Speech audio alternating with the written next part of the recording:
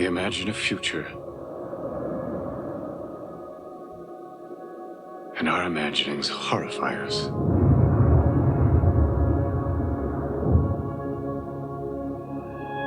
Christopher Nolan's Oppenheimer is not a biopic in the traditional sense. It's a film about high ideals versus ambitious goals and the cost of achieving them. How the direction of the world can be charted by the very few in a lab in the middle of the desert, and the fate of the world be decided by even fewer shadowy figures hiding off to the side. Therefore, Oppenheimer isn't just about Oppenheimer, but is as much about his bomb and the guilt-ridden consequences of its creation, just as Frankenstein is about his monster and the guilt-ridden devastation that follows. This being a Christopher Nolan film, it doesn't exactly begin at the start of the narrative, as you might expect with a biopic, but with a kind of political thriller set around two different hearings set in the mid to late 50s respectively, both deciding the future of Oppenheimer himself and his near-accidental rival, Lewis Strauss.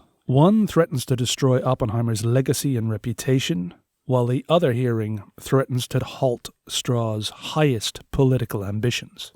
Oppenheimer's hearing then acts as a narrative device to delve into his life and the events which form the man who would make the atomic bomb possible. The book American Prometheus, which the film takes inspiration from, written by Kai Bird and Martin J. Sherwin, creates in Oppie, as the book affectionately refers to him, a fascinating series of personality contradictions, ranging from inner doubts, arrogance, charm, dangerous actions, womanizing, certainty, fears, absolute conviction, and crippling guilt.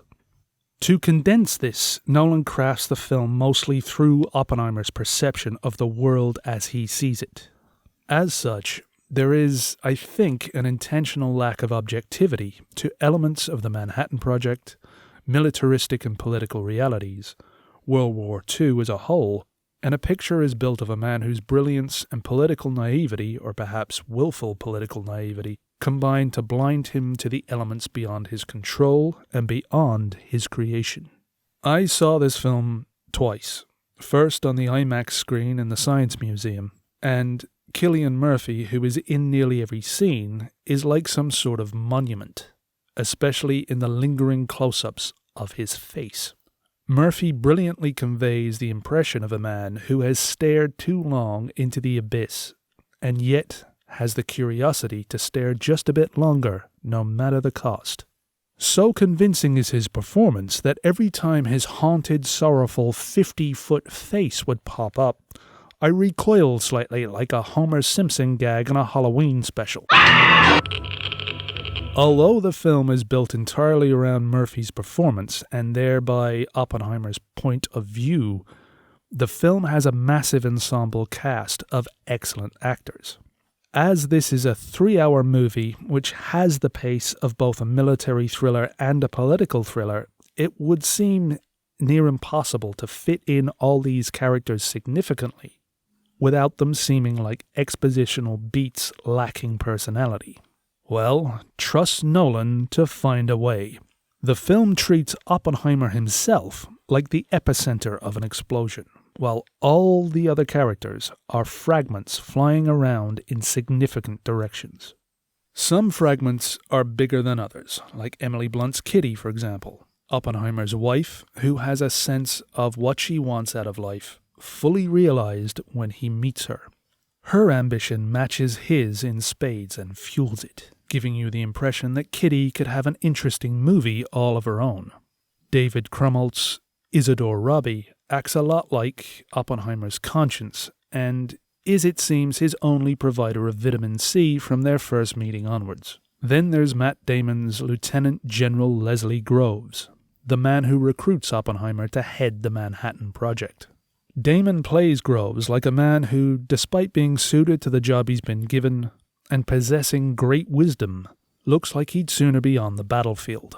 But this being Matt Damon, he'd probably get lost again and cause another multi-billion-dollar rescue mission, so they've kept him in the US corralling scientists, like a bewildered drill sergeant left in charge of a school of dynamite-juggling clowns. Florence Pugh is a 50% of the time half-naked Jean Tatlock, Oppenheimer's troubled, on-again, off-again fiancée and then mistress. Pugh's performance is intriguing and challenging, illustrating Oppenheimer's taste in bold women who know what they want from him, even if, as in Tatlock's case, life is overwhelming otherwise. Robert Downey Jr. plays Louis Strauss, a chunk of shrapnel so large he has his own black and white celluloid gravity and atmosphere outside of the Oppenheimer-centric point of view surrounding Cillian Murphy. Strauss seems perfectly agreeable, but Downey plays it so that we're never entirely sure of his intentions. He allows us to meet a charming, almost humble, likable realist, but one with a hint of ego-driven cunning behind the eyes. And the human pieces of shrapnel keep flying around, some more dangerous than others, like creepy military types played by Dane LaHan and Casey Affleck, or McCarthy-esque figures played by Jason Clarke and David Dastmalchian. Even Gary Oldman pops up as President Harry S. Truman in a scene which illustrates how little Oppenheimer understands the darker political realities around the use of his creation. Yet, the real rockstar cameos, and they are treated as science community rockstars in the film, are Josh Hartnett's Ernest Lewis, who is Oppenheimer's gateway to the Manhattan Project, Bernie Safdie as Edward Teller, the man with an even bigger idea, and Kenneth Branagh's Niels Bohr, described in the book as the god of the brand of physics necessary to make the bomb work, with Oppenheimer as his prophet. And of course, last but not least, Tom Conti as Albert Einstein, whose Mr. Miyagi-like presence changes the perspective of the film and its protagonist every time he enters a scene. Now bear in mind, apart from Einstein and Oppenheimer, and I think I heard of Niels Bohr once, I had no idea who these scientists, or the half-dozen other colleagues of these scientists, played by brilliant actors, I do not have time to list out, were. But I had no doubt that, for example, in the brief one scene with Gary Oldman, or Casey Affleck, 3 scenes with Rami Malek, or 4 scenes with Florence Pugh, and the various scenes that different characters got based on their importance to the subject matter of the story, they were vividly realized, and I got to know them as much as I needed to. Crucially, in terms of their relationships with Oppenheimer and the crashing waves of debris they represented around his position at the center of the story. As such, this film represents one of the greatest uses of a vast ensemble cast that I've ever seen. Now, I'm no wiser as to how quantum physics or nuclear physics work than I was before seeing the film. But I had no doubts at any point that these characters knew exactly what they were talking about, and I felt Nolan gave me a real sense of what was at stake. In fact, the hard truths about creating the first atomic bomb felt frankly more exciting than all of the time travel gobbledygook uttered throughout Tenet. Hoyt van Hoytema's cinematography and Jennifer Lame's editing combined to create the cinematic dreamscape which is Nolan's signature at this point. There are plenty of big shots for Hoytema to play with around the bomb itself and the New Mexico desert, with horses and towers and windy plains, but it is dialogue-centric scenes and carefully constructed close-ups where most of the storytelling is done. The IMAX screen is utilized mostly on Cillian Murphy's face, whose performance belies hidden truths behind the eyes and is like a special effect in and of itself. Through just lighting alone, we get a sense in several sequences of the imagined horror Oppenheimer fears will face the world as a consequence of his work. Ruth de Jong's production design is so subtle you feel as if you are living in Los Alamos Project Y, and the work being done there is happening for real in real time. Ludwig Göransson creates a score which has its own wild journey, from the jittery excitement of potential discovery to a tense political thriller energy, the panic-laden drive of a military thriller, and ultimately the melancholy weight of terrible guilt. I had felt Göransson's score for Tenet was a sort of Inception light meets 90s Bond, but perfectly good, wall of noise suitable to that film's crazy weirdness. His score for Oppenheimer, with its high-in-the-chest energy, and shifting tones feels more on point and unique to this film itself. There are elements of the film reminiscent of Paul Thomas Anderson's There Will Be Blood. There's a pivotal scene with a big tower, a slighted enemy coming back to haunt the protagonist later, a sense of an abandoned and/or lost loved one who is lost due to avoidable circumstances, and a lot of ethical quandaries.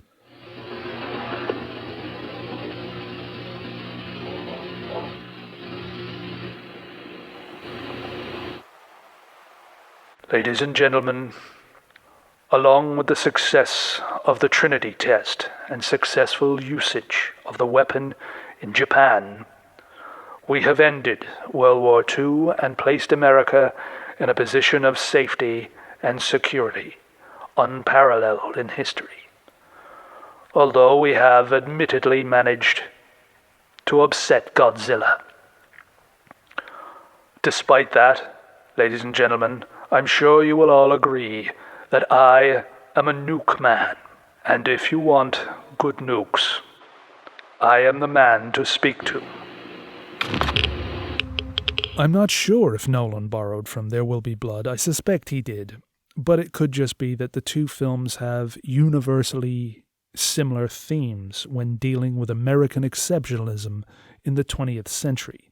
Christopher Nolan films are more of an experience than just genre, and while this film may be the most well-calibrated of all his films thus far, especially in terms of characters and multiple characters, it does feel overwhelming at times. I'd say it's more the weight of the subject matter dragging than the pace, but the last half hour on my second viewing did feel slightly exhausting. Despite that, the film, whichever viewing you have, concludes in a solidly chilling fashion. I remembered the line from the Hindu scripture, the Bhagavad Gita. Vishnu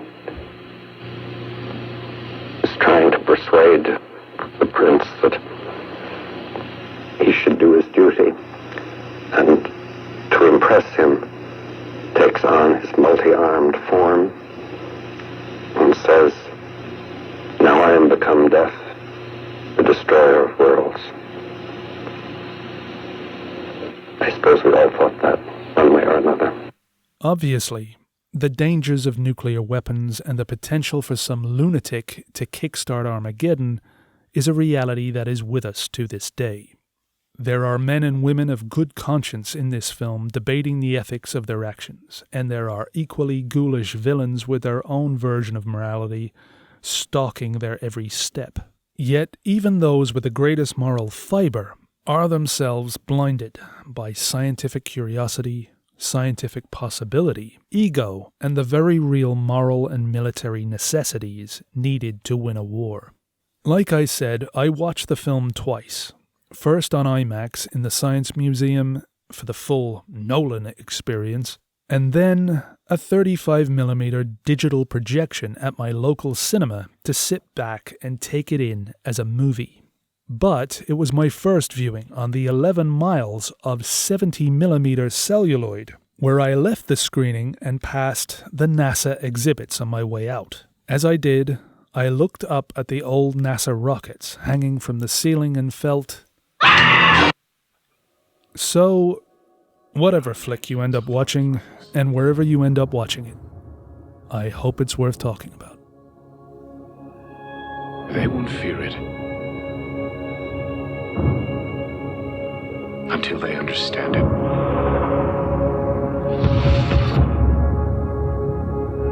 And they won't understand it until they've used it.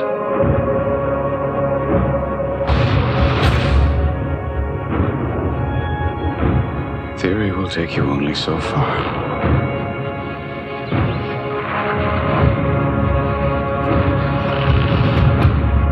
I don't know if we can be trusted with such a weapon.